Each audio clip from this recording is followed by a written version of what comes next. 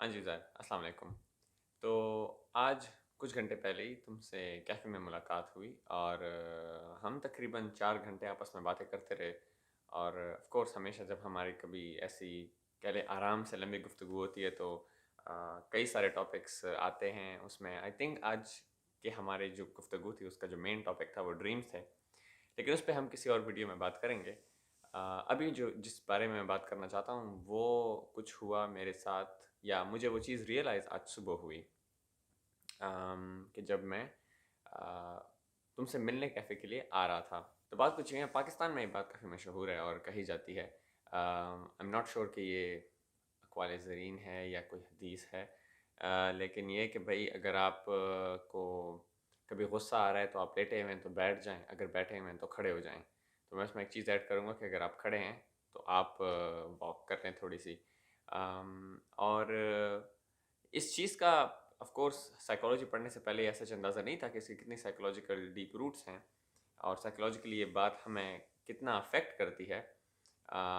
इस पर तो हम अभी बात करेंगे, लेकिन इससे पहले जो कई रोज़ पहले से काम बात चलती आ रही थी वो ये थी कि मेरी डाइट काफ़ी सारी डिस्टर्ब हो चुकी थी। उसकी मेन वजह तो ख़ैर ये भी थी कि जब हम ग्रीस गए और फिर वापस आए तो वो सारे जो दिन थे बड़े स्पॉन्टेनियस थे, जिसकी वजह से तुम्हारी भी और मेरी भी आराम की रूटीन तो छोड़ो, खाने की रूटीन भी बहुत ज़्यादा डिस्टर्ब हुई थी। और उसके बाद भी कई दिन तक मैं दिन में शायद कह लो कि 1-2 बिस्किट ही खा रहा था, उससे ज़्यादा मैं कुछ खा नहीं रहा था। और खाने का हमारी साइकोलॉजिकल हेल्थ पे और हमारे मूड पे जितना असर होता है, मेरे ख़्याल से और किसी चीज़ का इतना नहीं होता। अम, और ये बात काफ़ी वाज़ेह थी, हमारी इस हवाले से उस वक़्त भी बात हो रही थी कि क्योंकि मुझे इस बात का अंदाज़ा था कि मेरा मूड ख़राब रह रहा था और मुझे अंदाज़ा था कि इसकी बड़ी वजह मेरी जो डाइट है वो सीधी ना होना है। और फिर आई थिंक 2 दिन पहले शाम को मैंने खुद फाइनली हिम्मत करके गया और खाना बनाया और मैंने खाया डट के। और उसके बाद मुझे फ़ील हुआ कि वाक़ई मेरा मूड खुद ब खुद अच्छा होने लगा। अब आप ये भी कह सकते हैं कि भई ये प्लेसिबो है।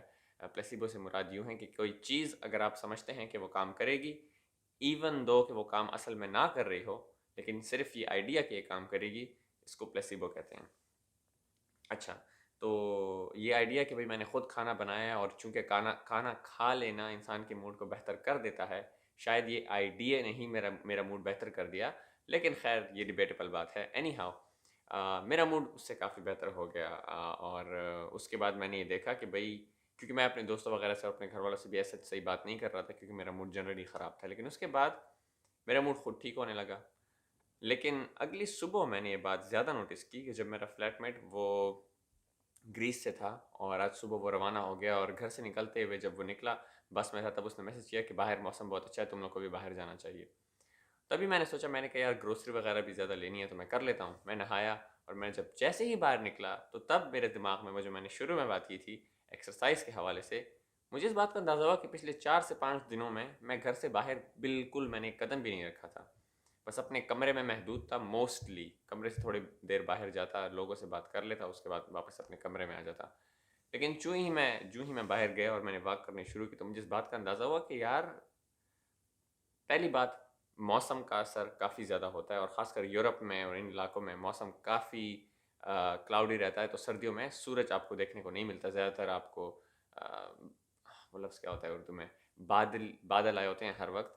आपको नीला आसमान देखने को नहीं मिलता और सूरज तो कम ही नज़र आता है। तो आज सूरज भी निकला हुआ था, मौसम भी थोड़ा गर्म था। तो बस यही वॉक उस ग्रोसरी स्टोर की तरफ, तभी मैंने इरादा किया कि मैं तुमसे मिलूँ। तुमने कहा था कि तुम कैफ़े जा रहे हो और वहाँ मैं आ गया और हम कैफ़े में मिल लिए। और वहाँ से वापस आने के बाद मेरा मूड ऑलरेडी इतना अच्छा हो चुका था कि मैंने घर भी कॉल की, कॉल नहीं की मैंने, घर मतलब उस पे वॉइस मैसेज में बात की और मेरा मूड काफ़ी बेहतर हो गया। अच्छा ख़ैर, तो अब चूँकि ये बात तो वाज़ेह हो गई कि भई यानी एक्सरसाइज़ और खाना खाना ये दोनों चीज़ें काफ़ी ज़रूरी हैं हमारी ओवरऑल मूड की स्टेबिलिटी के लिए। अच्छा, तो यानी इन चीज़ों को हमने आदत में लाना होगा कि भई मैं डेली बेसिस पे या एक स्केड्यूल पे बाहर जाया करूँ, अपनी मेंटल हेल्थ का भी ख़्याल रखूँ, खाना भी टाइम से खाया करूँ। और ये बात आती है किसमें? आदत बनाने में। और आदत बनाने के हवाले से तुम अपनी वीडियो में बात कर रहे थे कि किस तरह हमें बेशक जो भी हो जाए, ठीक है, हम खुश हों या खफा हों, हमने ये वीडियोस बाकायदगी से बनाया करनी है। और इसी हवाले से हम बात कर रहे थे कि डिसिप्लिन होना काफ़ी ज़रूरी है कोई भी काम इख्तिताम तक पहुंचा लेने के लिए, या कोई भी काम सही से करने के लिए कितनी ज़रूरत है हैबिट की।